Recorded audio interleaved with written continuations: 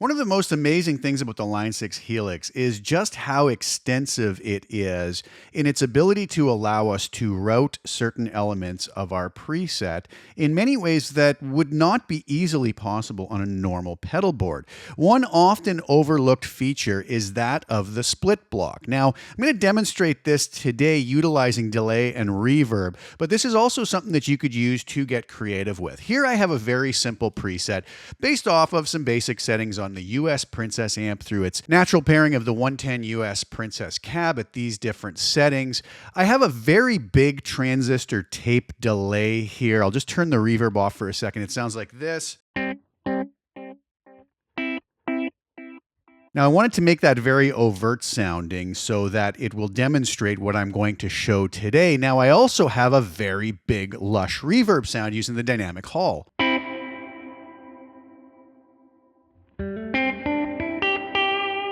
When we listen to those two separate, for instance, the delay, we hear a big delay, very defined. Now, the way that I am running this is how it would run on most pedal boards if we put the delay before the reverb, which is a very common thing to do. We have the delay hitting this reverb. The problem is, in this particular situation, it's going to affect the way that the delay is going to sound, since we're going to get those delayed repeats, which are then going to be processed by the reverb. So again, if we turn the reverb off, we have very defined delay repeats. If I put this reverb on,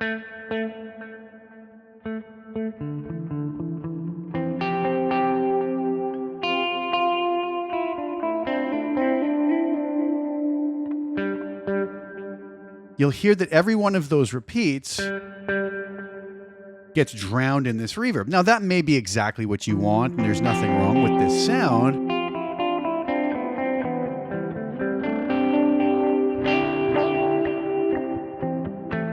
But sometimes it can get a little bit too big. One thing that we can do on the Helix that's oftentimes overlooked is we can grab any one of our effects blocks and drag it down to a split path. Now, that's going to open up this little split block here and this merge block over here. We're not going to be talking about the merge block today at all, but this split block, I tend to select the split AB on it, which is going to allow me to then use this route 2 as kind of a blend control. So what this has done now is it's sent my dry guitar signal through path A, through the reverb, but at the same time, it's also split it off to hit the delay, which will then merge back into our block after the reverb. So the delayed repeats will no longer be processed by the reverb.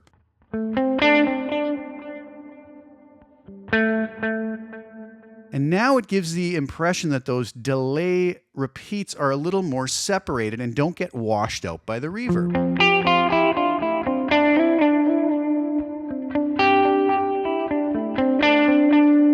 Versus what we had before.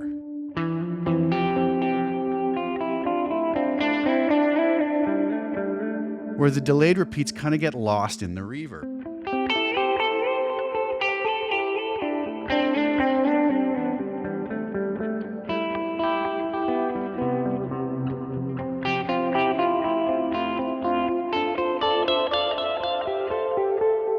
Now that could be what you want, and there's nothing wrong with that. But again, we bring this down. And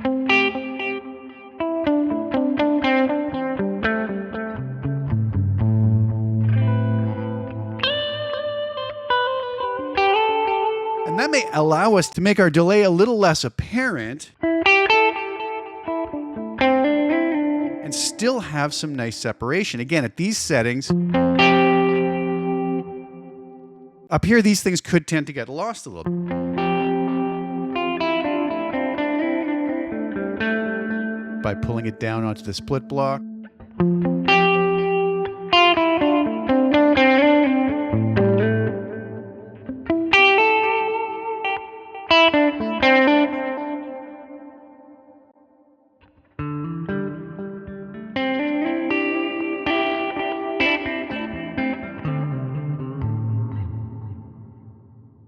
So if you find that you're not able to get your delay and reverb sitting in the way that you want, or any other effects for that matter that are feeding into other effects, we can use the split block to dial things in a manner that's going to give us the end result we want. I hope that that quick tip was something that's useful to you. I hope you enjoy the music on the way out. Links are below to any of the tones you hear on the outro demo.